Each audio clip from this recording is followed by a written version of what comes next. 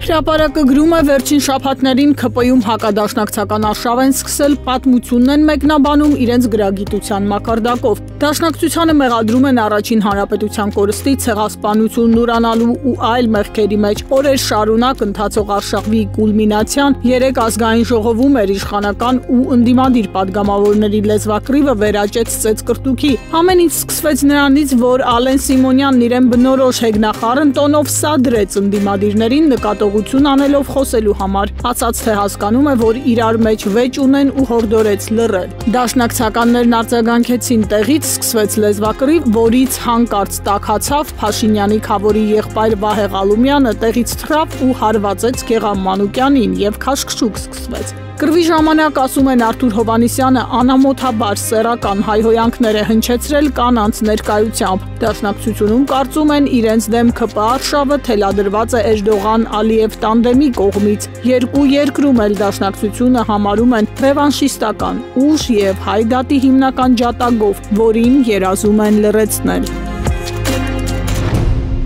Ժողովուրդը գրում է այսօր ապրիլի 23-ին մեկնարկելու է դաշնակցականների կողմից կազմակերպված ավանդական ջահերով երթը, որին մասնակցում են ինչպես քաղաքական, հասարակական գործիչներ, հայտնի դեմքեր, այնպես էլ հասարակ քաղաքացիներ, այդ թվում ուսանողներ ու դպրոցականներ։ Թերթին 3 պատմել են, որ ԿԳՄՍ-ից շրջաբերական հրահանգավորվող գրություններ են ստացվել տարբեր բուհերում ու դպրոցներում, որ ուսանողներն ու աշակերտները չմասնակցեն ավանդական երթին։ Թերթը հիշեցնում է երթից առաջ որպես բողոքի նշան ակտիվիստները ավանդաբար այրում են Թուրքիայի ու Ադրբեջանի դրոշները, ապա շարժվում Ծիծեռնակաբերդ Եղեռնի զոհ դարձած հայրենակիցների հիշատակին հարգանքի տուրք մատուցելու։ Թերթը դիմել է ԿԳՄՍ նախարարության մամուլի խոսնակ Նելի Վահանյանին պարզելու, եղել է արդյոք նման շրջաբերական եւ ինչու։ Խոսնակը ասել է, որ նման բան չկա, խոստացել է ավելի ուշ ճշտումներ անել, մինչև կեսօր պատասխանել, բայց մինչև ուշ երեկո թերթը պատասխան չի ստացել։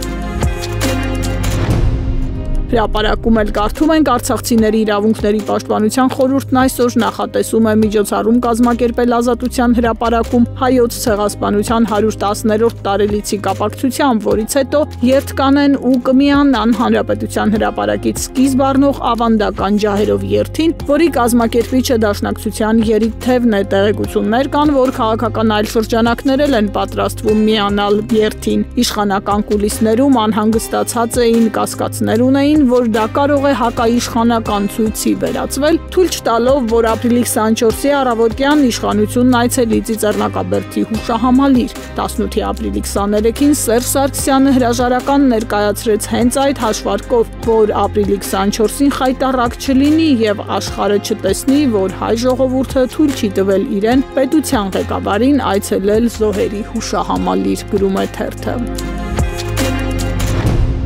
Իրավունքում կարդում ենք, պարզվում է ՔՊԱ-ականների ակտիվացումն աջ ու ձախ, իրենց երազած տղա զգալն ամենևին պատահական չէ։ Քաղպայմանագրի մոտ կանգնած աղբյուրը փոխանցել է Փաշինյանը, հանձնարարել է ատակա կազմակերպել ընդդիմադիրների դեմ, ասել է գրնակեք դրանց ոնց կարողանում եք, հանկարծ աչոք չհավաքեք ժողովրդի մոտ։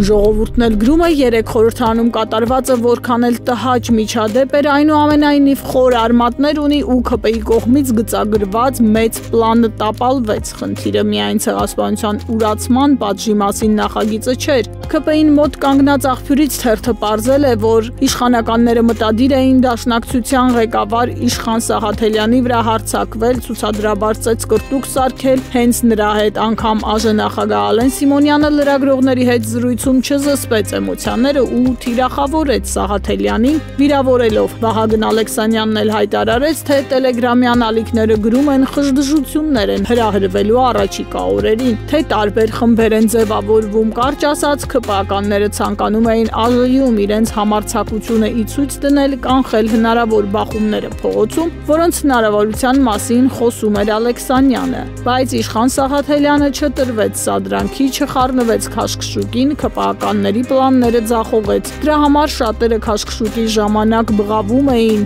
իջի ամբիոնի մոտ խոսի, որպեսի առավել հարմար լինի ծրագիրն իրագործել։ Թերթը նշում է 3 հատուկ լկտիությամբ աչքի ընկան ՔՊ խմբակցության քարտուղար Արթուր Հովհաննիսյանը, որը փողոցային բառապաշարով բղավում էր, ինչպես նաև Ալավերդի համայնքում պատգամավոր ընտրված Արմեն Մկրտչյանը, որը էլի խուլիգանական վարքագիծ էր դրսևորում, դե իսկ սադրանքը կազմակերպեց Փաշինյանի քավոր Վահե Ղալումյանը, պատգամավոր Գեգամ Մանուկյանի վերնաշապիկի օձիքից քաշելով։ Նա ակնհայտորեն ձգտում էր դեպի Իշխան Սաղաթելյանը, բայց Հայաստան խմբակցության պատգամավորները թույլ չտվեցին նրան հասնել Սաղաթելյանին, գրում է թերթը։